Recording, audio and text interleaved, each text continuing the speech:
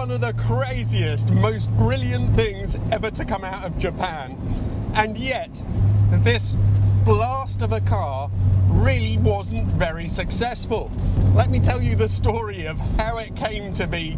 We'll find out some of the features and the weirdness, revealing the weirdness of it, and also try and work out why it didn't do better than it did.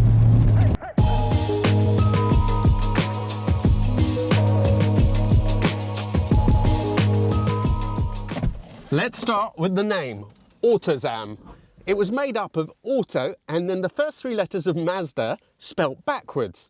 It was a quirky sub-brand that Mazda used in the early 90s to sell K-cars. There's another surprise though, because Autozam wasn't just making city cars, it was also importing, of all things, Lancias into Japan. So that's the Tamer, the Y10, the Delta, because, well, why not? This though is an altogether different thing. This actually started out as a Suzuki project, but they ended up building the Cappuccino instead, and Mazda took over. They handed over the reins to Toshiniko Hirai, the man behind the legendary MX-5. There were three concepts that were built for the Tokyo show. Type A was a sporty coupe with gull-wing doors. Type B was a very stripped out racer, and Type C was inspired from the enduro racers of that time. The crowds at the show vastly preferred the Type C, but Mazda executives that were a little bit cautious at the time thought that Type A would be easier to sell.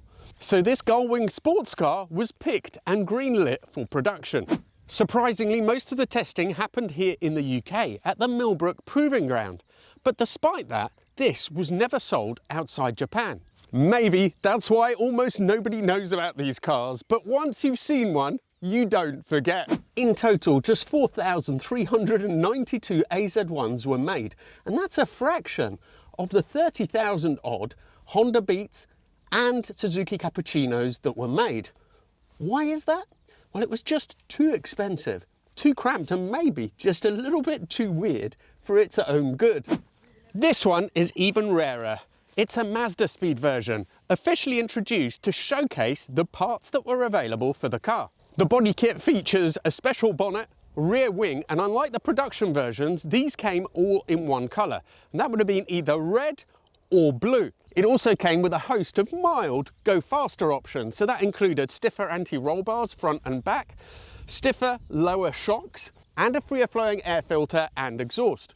Ironically, all Mazdaspeeds were originally standard models. What tended to happen is that they sold so badly that the dealers would send them back to the factory, who would then add all the optional extras and send them back in the hope that they would then sell. Some of the last cars were even available with a limited slip differential, but I really don't see the point. With just 64 horsepower, doesn't seem to be any need for it at all. And talking about power, the engine was a Suzuki 657cc double overhead camshaft, injected, turboed lump in the middle of the car, powering the rear wheels. It's said that the head was actually slightly tweaked for this application, and it does feel quite different to the one in the Cappuccino. But here's the crazy part, it revs to 9,300 RPM. That makes it the highest revving production turbo in the world. Higher than a Ferrari 488 in this. Let's get in it and see what it feels like to drive. Now, getting inside does require a little bit of practice to try and do it with any modicum of elegance. But once you're in, it's definitely snug, but not too bad. So I'm 6'1", and I think that I am just about the limit to fit into one of these. Surprisingly, quite a bit of headroom actually, because you've got these gull-wing doors and there's a big hole there. Switch it on, and there's a few little bits here. So this little thing, by the way, it's like a car Tamagotchi type of thing. I've unplugged it because it makes noises, but it's quite a cool Japanese type thing. Indicator on the right, must remember that. God, I feel so far forward. Right. Clutch is a little bit abrupt. Probably just takes some getting used to. But immediately, it just feels so immediate already. You can hear the little engine behind you. thrumming away. And oh, it's such an alien feeling being in this thing.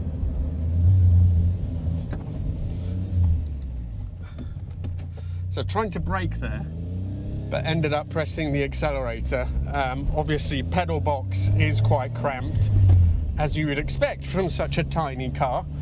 So there's a lot to get used to. That boost gauge isn't normally there. I think that's a hazard light switch that's been added by Mike, who owns this one.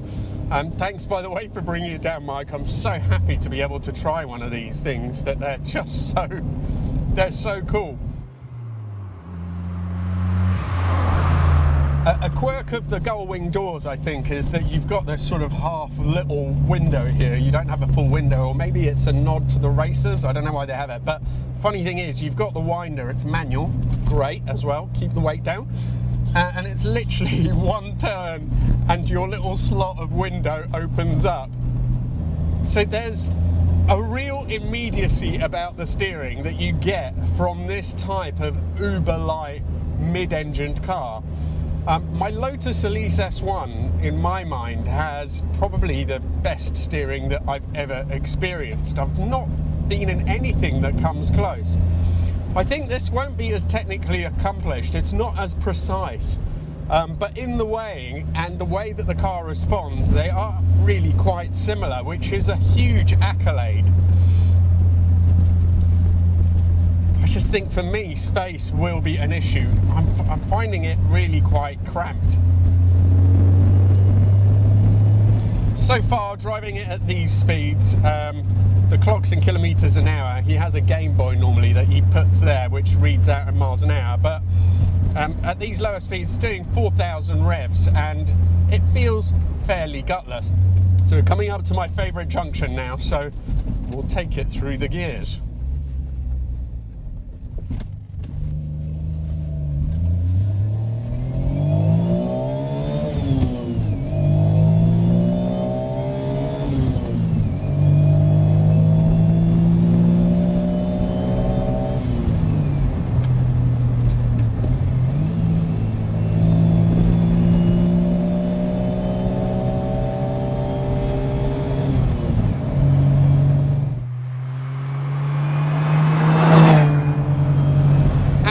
To 60. Well, we were up to 60 a bit earlier than that. I sort of tapered off on the throttle, and well, for 64 horsepower, it doesn't feel too bad.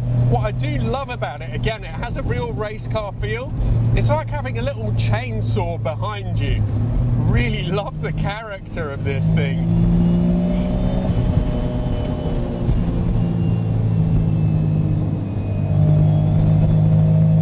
Good grip as well.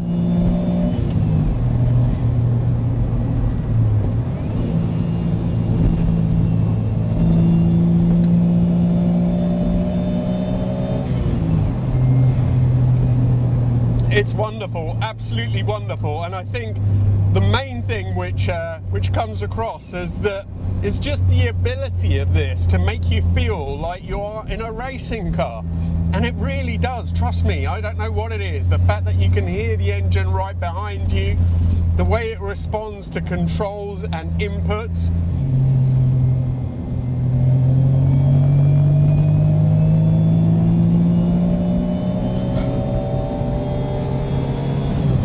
You just want to rev it just for a giggle. It's like having two engines in one car. Between 3 and 5, it feels like a bigger engine. It's got a growly sound to it. It's torquier than you'd think. You've got the huffing and puffing of that wastegate sound behind you. It's almost like you're driving some sort of mega powerful rally car. But then you sort of chuck it above 6,000 revs and it changes personality, and it feels more like a sort of highly strung small racing engine. It's a fantastic thing.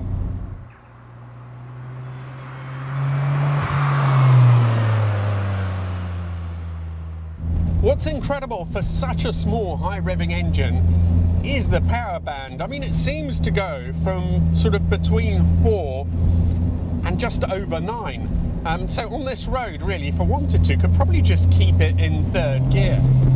I mean, I have to say, I adore the looks of this thing. I don't know what you guys think, but it really is like, I don't know, a junior F40. I read one article where a reviewer said that Zoolander would probably have described it as an F40 for ants. And I think that is just so apt.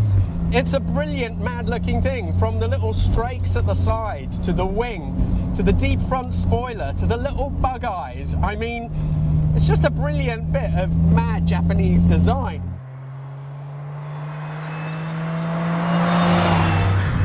Now, they're supposed to be a little bit snappy when they do oversteer, so I'm not going to attempt it, and to be honest, there's so much grip here that I think you need to be on a wet day to get it to do anything. Just pushing it through the corner there, it went a little bit wide, so it felt quite controllable. Oh. This thing is so much fun. It really brings out the inner child. It's a toy. It's as simple as that. This isn't a car. It's just a toy.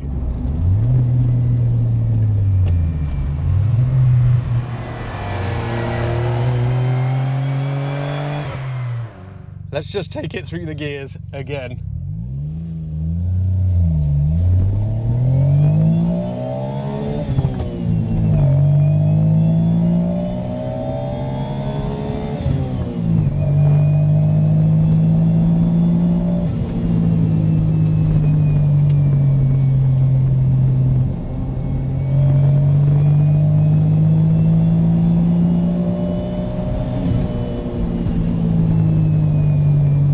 Looking behind you, you can see that big F40 style rear wing, which, by the way, is specific to the Mazdaspeed version. The normal ones don't have a wing at all, just a flat deck.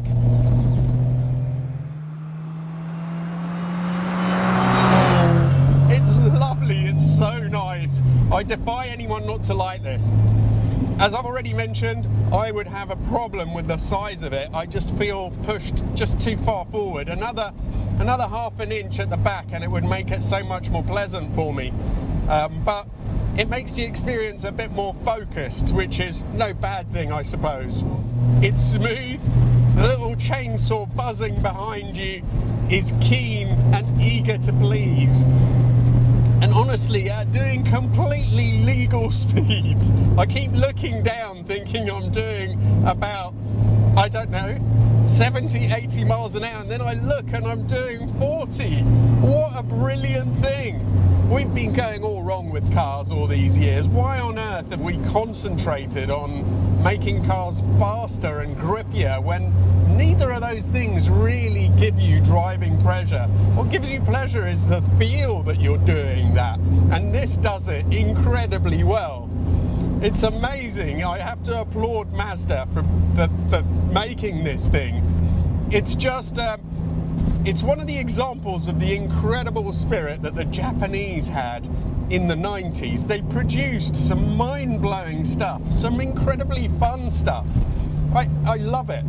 Now, there is some bad news though, because you like the look of it, you like the fact that it's so different. It is an absolute blast to drive, not going to cost you much on petrol.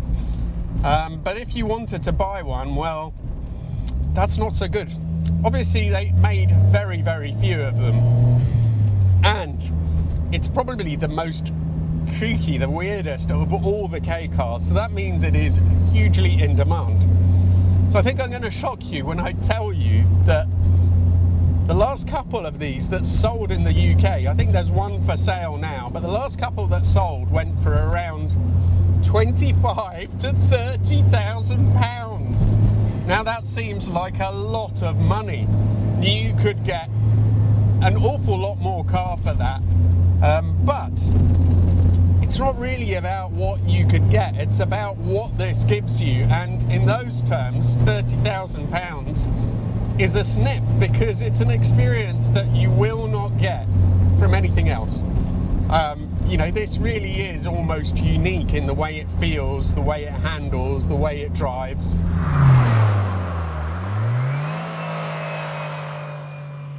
If there's one little criticism I want to give about the dynamics, it's the gearbox. Again, being used to Japanese gearboxes, I thought that it would be really snickety MX-5-like, and really it just isn't. I think it's because it's got a linkage. It goes all the way back there. It's not awful. It's just not. It's not a standout feature. It doesn't compare well with some of the other sports cars, Japanese sports cars of the time.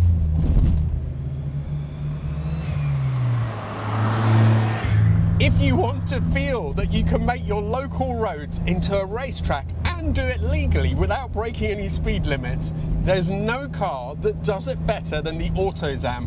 What a wonderful thing. I was a bit blown away when I found out that they go for 30 grand now, but I can really understand why. It's about demand. Of course, if you just put all the bits together, you think, how can that be 30 grand? But if you think about what it is, what it does, how it looks, how it drives, the emotions that it makes you feel, then it's money completely well spent. I am a complete convert. I was slightly skeptical. I knew I would enjoy it because it is different.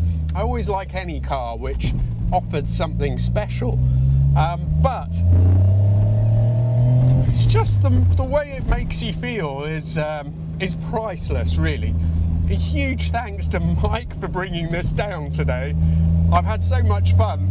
It's such a brilliant thing. And thanks to all of you for watching, and well done, Japan. I so like, you know, the stuff that the Japanese have done, you know, in this era is just incredible. Thank you. See you soon.